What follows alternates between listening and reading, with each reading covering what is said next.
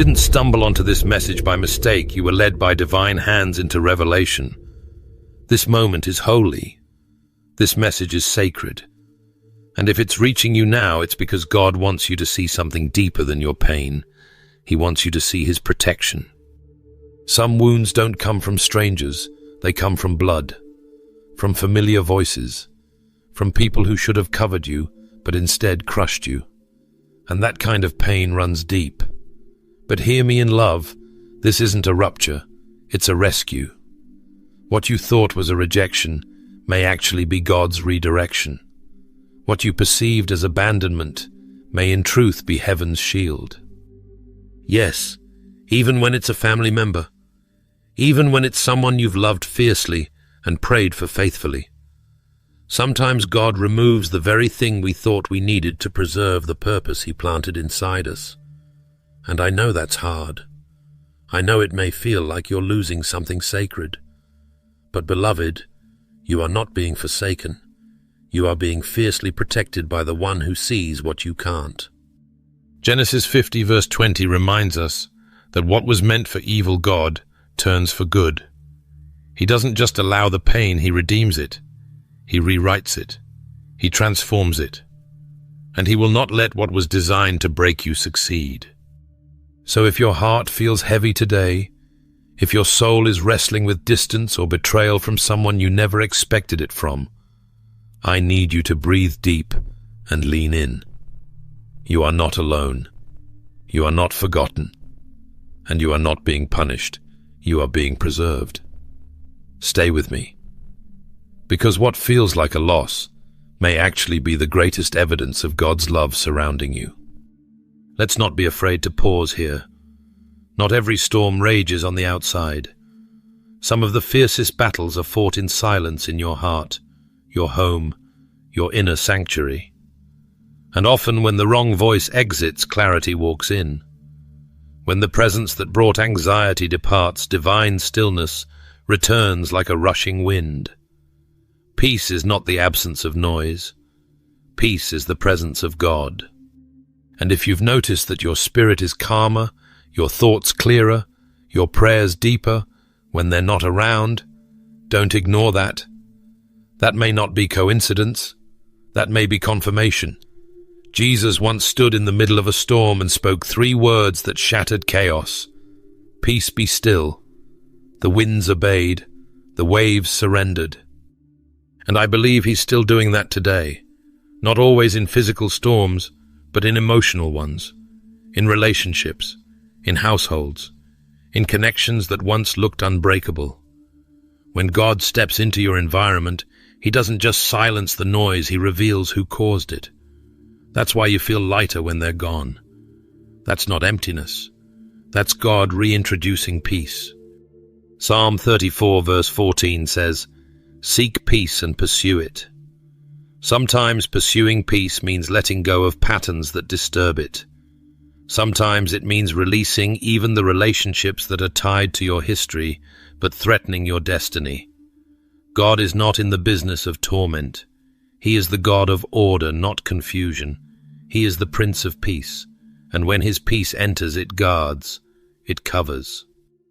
Philippians 4 verse 7 assures us that the peace of God, which transcends all understanding, will guard your hearts and your minds in Christ Jesus. That means it doesn't always make sense. It just works. You may not understand why you're calmer now, why you sleep better, why your heart isn't pounding anymore. But friend, God is guarding you through peace. I need you to stop apologizing for the relief you feel. It's not wrong. It's not betrayal. It's restoration. It's healing. It's divine distance crafted not to punish you or them, but to protect you both from what you cannot see yet. Sometimes the most loving thing God can do is separate before He sanctifies. And though your heart might still wrestle with the discomfort of that space, your soul already knows something holy is happening here. Jesus said in John 14 verse 27, "Peace I leave with you, my peace I give to you. I do not give to you as the world gives." His peace doesn't require explanation. It just settles in, and suddenly what once felt heavy now feels held. What used to trigger fear now fuels faith. If this is resonating with you, if you've quietly wondered why you feel more whole when certain voices go silent, I want to encourage you today. That's not weakness. That's wisdom. That's God awakening your spirit to what peace actually feels like.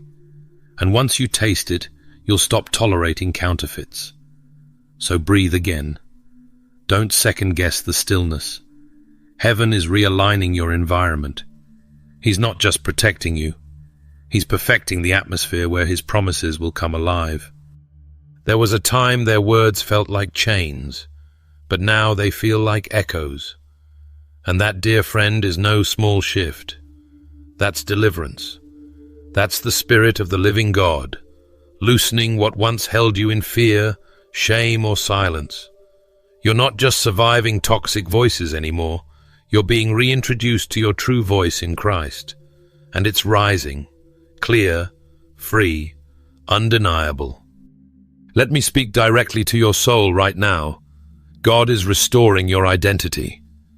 And part of that restoration requires breaking the agreement you once unknowingly made with harmful words spoken over your life. Maybe it was subtle, a snide comment from a sibling, a constant criticism from a parent, or a passive-aggressive jab that echoed longer than it should have. But over time, those words started to define you. You started shaping your worth based on someone else's wound. And that was never God's design. Proverbs 18 verse 21 reminds us that the tongue has the power of life and death. And you, my friend, have endured some heavy words. Maybe they didn't curse you in public, but they planted doubt in private. Maybe they smiled on the outside, but sliced on the inside. Yet even in that, God was present. And now He's lifting you out. Because when God begins a work of identity restoration, He starts by detoxing the soul from lies that once felt like truth. You've stopped digesting their opinions. You've started declaring God's truth. That's not coincidence. That's spiritual maturity. That's healing. That's the Holy Spirit fortifying your mind so the enemy's voice can no longer dominate the narrative. What once pierced you now passes right through. What used to make you shrink now strengthens your stance. Their words don't stick like they used to because they don't match the new name God has spoken over you. Isaiah 54 verse 17 declares, "No weapon formed against you shall prosper, and every tongue that rises against you in judgment you shall condemn." That includes the tongues of relatives who didn't know how to love you, who didn't see your worth, who couldn't celebrate what God was forming in you. You are not bound by generational cycles of verbal assault. You are covered, protected, renewed. And now what used to trigger you only testifies of how far you've come. Your mind is being renewed and the battlefield is shifting. Ephesians 6 verse 16 reminds us to take up the shield of faith with which you can extinguish all the flaming arrows of the evil one. Do you see it now? That's what's been happening. Every time you chose faith over offense, every time you decided to believe God's word over someone else's criticism, you lifted that shield higher, and the arrows fell. The fire faded, the hold weakened. So I declare this over you today. Your identity is not their opinion. It is God's revelation. You are not who they said you were. You are who He says you are, chosen, anointed, secure, and dearly loved. Their words do not get the final say. Heaven has already spoken, and it cannot lie. You are not a victim of their vocabulary. You are a vessel of victory. And the more you align with God's truth, the less room there is for any voice that speaks otherwise. You're standing in a sacred moment of clarity. Can you feel it? The emotional fog is lifting. The lies are losing their volume. And what remains is the voice of your Father, steady and strong, saying, "This is my beloved child in whom I am well pleased." Stay grounded in that truth. There's more to break off, more to walk into. But today, the power of those old words begins to die. because something stronger, more eternal, has taken root in you. And nothing, absolutely nothing, can uproot what God has planted. Sometimes when the communication breaks, when the connection fades, and the once familiar presence just vanishes, you find yourself wondering, did I do something wrong? But what if I told you it wasn't your failure? It was God's protection. What if it was heaven closing a toxic gate so your soul could finally breathe again? There are moments in our journey where God, in his deep mercy, shuts doors so forcefully that we're left stunned. But it's not to punish us, it's to preserve us. Just like Noah in Genesis 7, verse 16, when God shut the door of the ark himself, not to isolate Noah, but to insulate him from what was about to unfold. In that sealed space, Noah wasn't trapped. He was covered.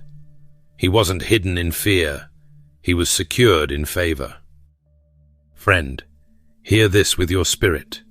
Some doors in your family were closed by the very hand of God.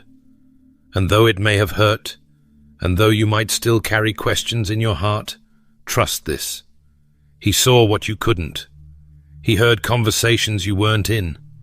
He perceived intentions that never made it to your ears. And in his sovereignty he said no more. Not because you weren't strong enough to endure it, but because he loves you too much to let you remain in places that keep poisoning your peace. Revelation 3 verse 8 speaks clearly. I have set before you an open door which no one is able to shut. But did you notice? Before the open door appears, the wrong ones have to be closed. God doesn't open the way forward until he's secured the exits behind you. And yes, sometimes those exits are family ties that were damaging your divine rhythm. I know how deeply it cuts. Family is sacred, but not all connections are sanctified. There's a difference between the people you're related to by blood and the people God assigns to your destiny. And when the two collide in conflict, God will always prioritize your purpose over your pain. He will never sacrifice your calling to preserve a connection that continues to sabotage your peace. So when he allows the text messages to stop, the phone calls to dwindle, the invitations to disappear, pause before you panic. That absence might not be accidental. It might be divine strategy. Isaiah 22 verse 22 declares, when he opens a door, no one can shut it, and when he shuts it, no one can open it. When God shuts a door, your job isn't to find the key, it's to trust the closure. Maybe you've been wrestling with the why. Why did they pull away? Why did things fall apart? Why does the room feel so quiet now? Let me offer you this assurance. Silence is often God's sanctuary for your soul. He uses distance not to divide, but to deliver. The space you feel isn't punishment, it's positioning. It's a holy gap carved out so your spirit can heal, grow, and finally hear again. Proverbs 16 verse 9 tells us, in their hearts humans plan their course, but the Lord establishes their steps. You may have had plans to reconcile, to fix it, to make things right again. But when God steps in to establish a new direction, he isn't asking for your understanding. He's inviting your surrender. He's not just removing the old. He's making room for the new. So if the door has closed, stop trying to pry it back open. Instead, take this as your cue to breathe, to be still, to trust. God hasn't forgotten you. He's preserving you. He's sanctifying your path, insulating your spirit, and positioning you for a peace that no human hand can sabotage. Don't mourn the door that closed. Thank God for the storm it blocked. Your healing doesn't need their permission.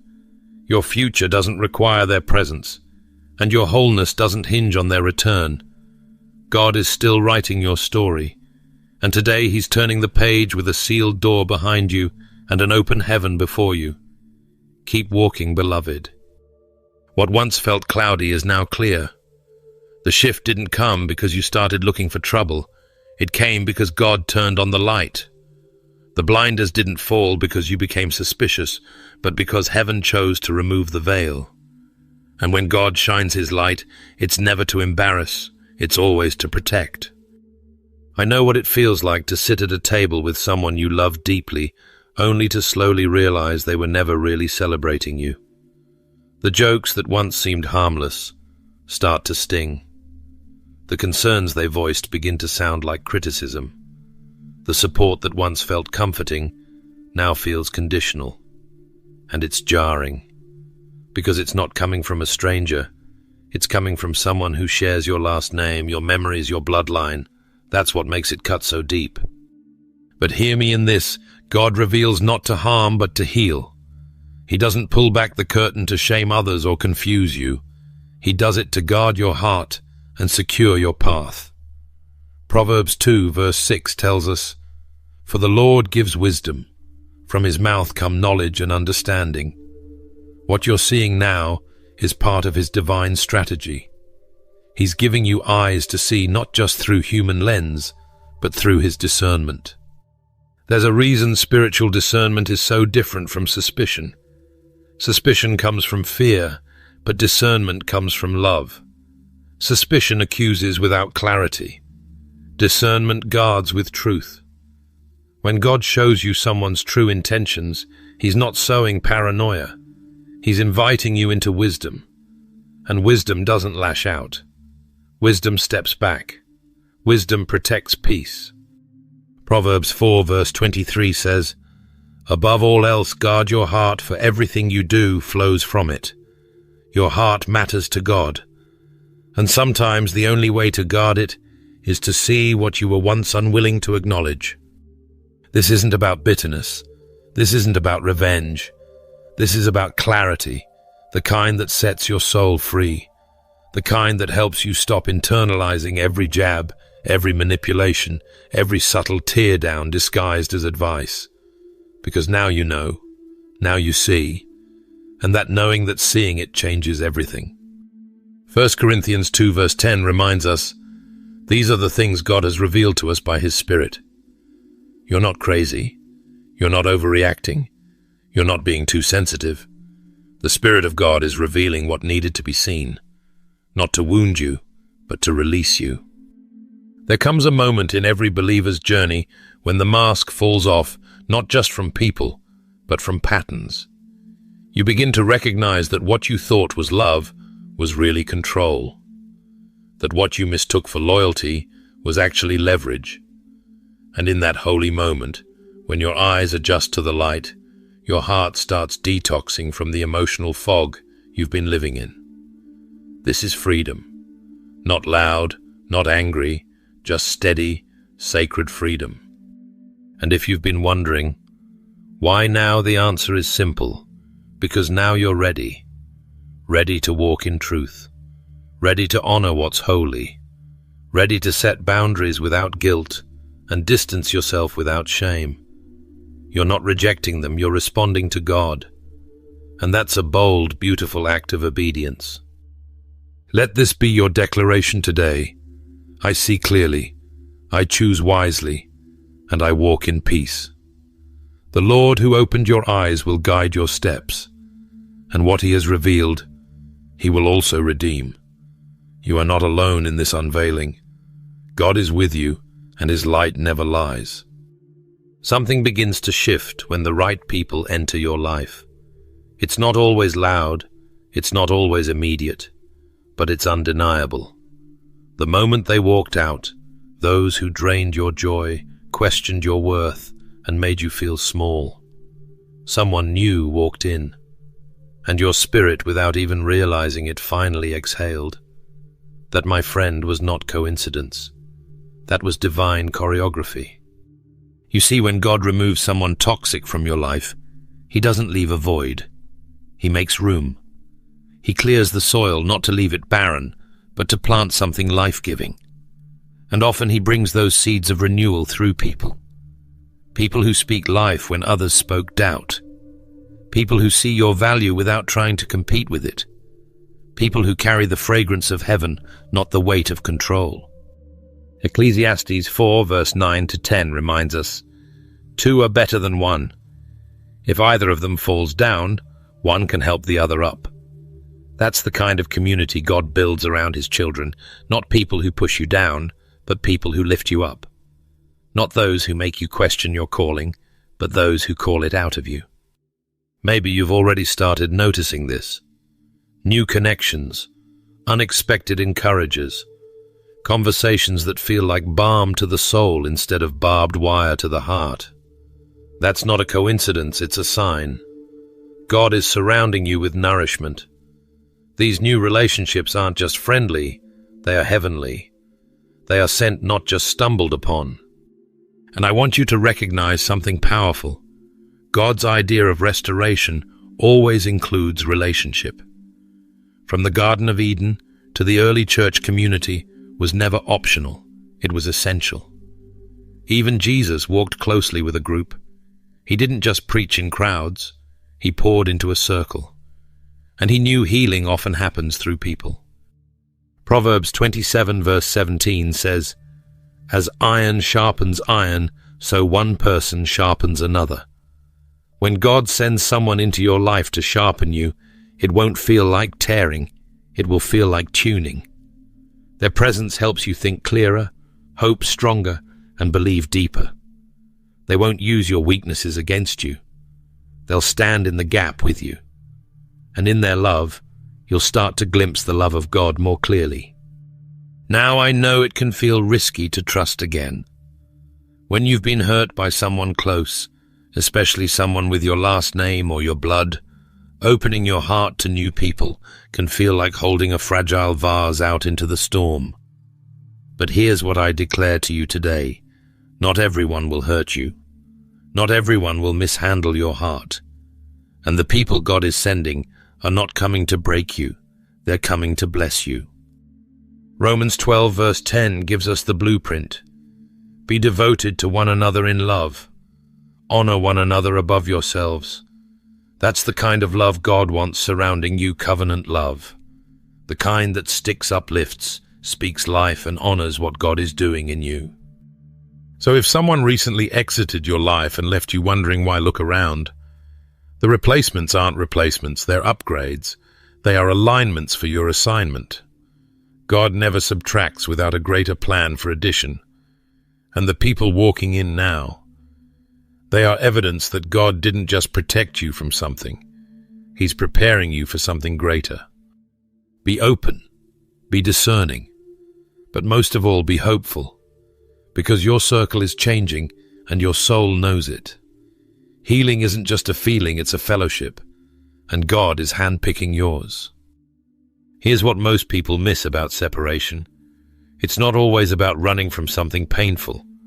Sometimes it's about being pulled back into something holy. What if the distance from them wasn't just about escape, but about destiny? What if God, in His mercy, wasn't just removing toxicity from your life, but realigning you with the purpose He planted in you long before the pain ever touched you? You see, toxic voices have a way of fogging our clarity. When you're constantly navigating someone else's negativity, manipulation, or control, your own inner compass begins to spin. You start questioning your worth, your call, your ability. That's what the enemy wants. Confusion is one of his favorite weapons, because a confused child of God is a distracted one.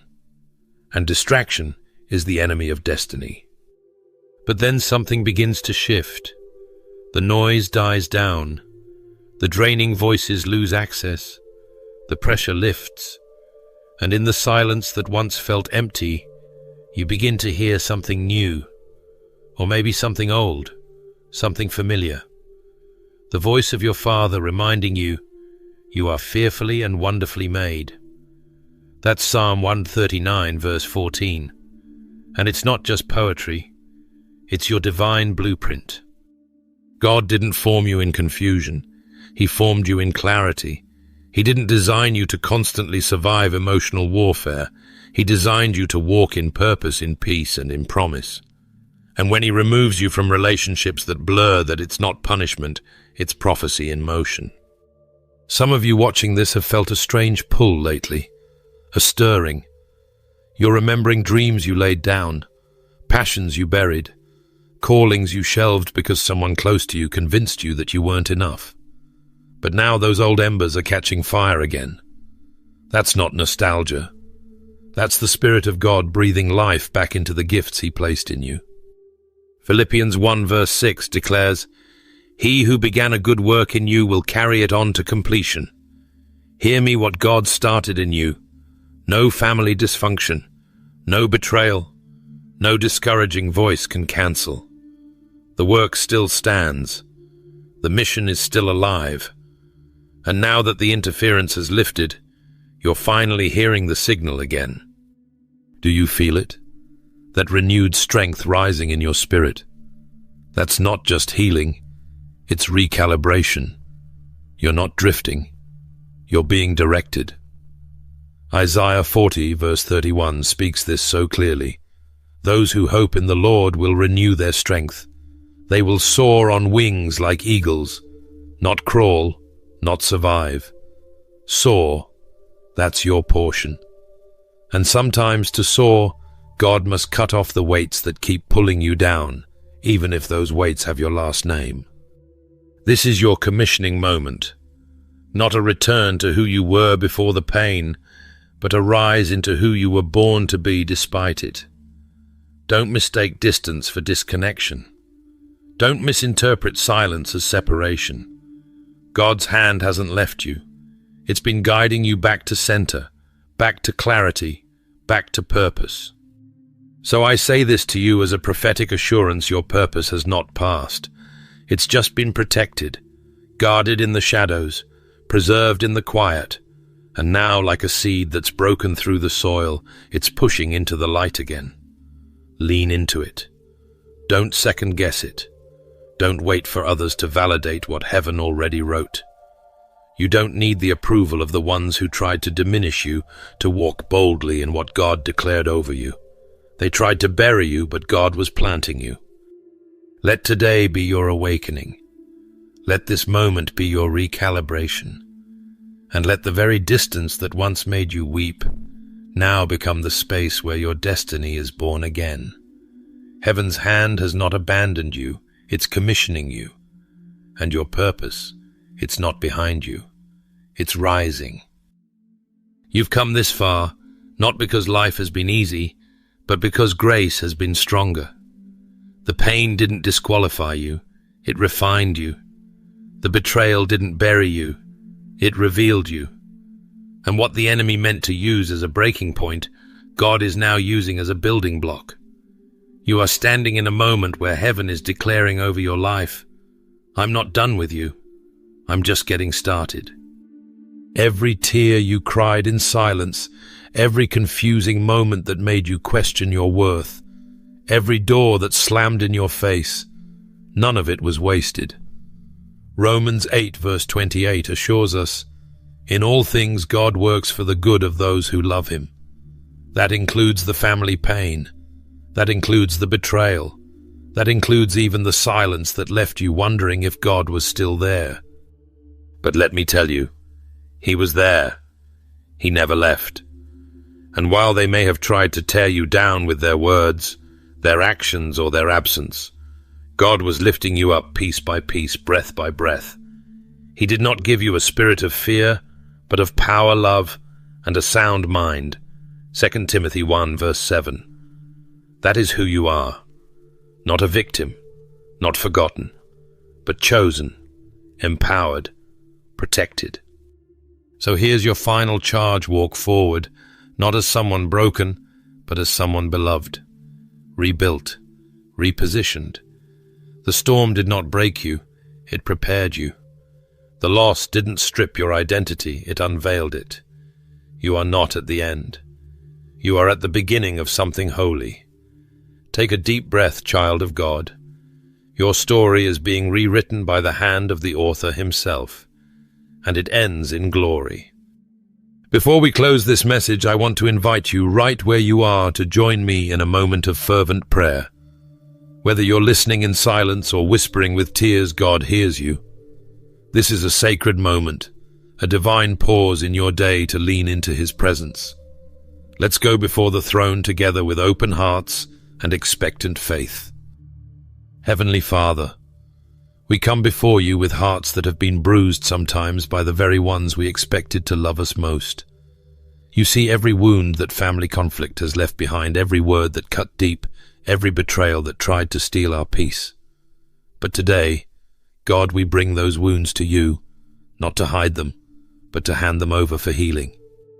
You are our refuge when relationships feel unsafe. You are our defender when the ones close to us misunderstand, reject, or belittle us. And even when we feel unseen, we trust that you are watching closely, protecting fiercely, and guiding gently. Father, for every person praying with me who has struggled under the weight of painful family ties, I ask you to lift that burden now. Break the chains that were formed through toxic cycles, through manipulation, through emotional wounding. Replace every lie they've believed about themselves with your truth. Let them feel even now the warmth of your acceptance and the steadiness of your hand holding them up. Lord, create distance where there needs to be protection. Build boundaries where peace needs room to grow. Give discernment that's not rooted in fear, but in wisdom and love. And when the silence grows loud and the loneliness tries to creep in, remind us that your presence is more than enough. Surround them, Lord, with people who reflect your heart. Friends who uplift, leaders who speak life, communities that heal. Let divine connections replace damaging ties. Let godly voices drown out harmful echoes. Let their environment shift to match the destiny you've placed inside them. I pray for restoration, not always of the relationship, but of the soul. Restore identity, restore clarity, restore courage. Remind them they are not weak for stepping away, they are wise for choosing what you bless. Let peace be their portion. Let confidence rise. Let joy find its place again. And above all, let your love, the kind that never fails, never leaves, never wounds, become the foundation they build from. We thank you, Lord, for being the God who sees, who knows, and who acts. You are never too late. You are never distant. You are always faithful. And today we declare together that we trust you, not only with our future, but with our hearts. In the mighty, unshakable name of Jesus, we pray, Amen. If this message has spoken to your heart, or helped bring clarity to a painful situation, I warmly invite you to like this video, subscribe to the channel, and share it with someone who may be quietly carrying the same burden. Thank you for being part of this faith-filled community. May God continue to shield your heart, restore your peace, and guide you with his perfect love.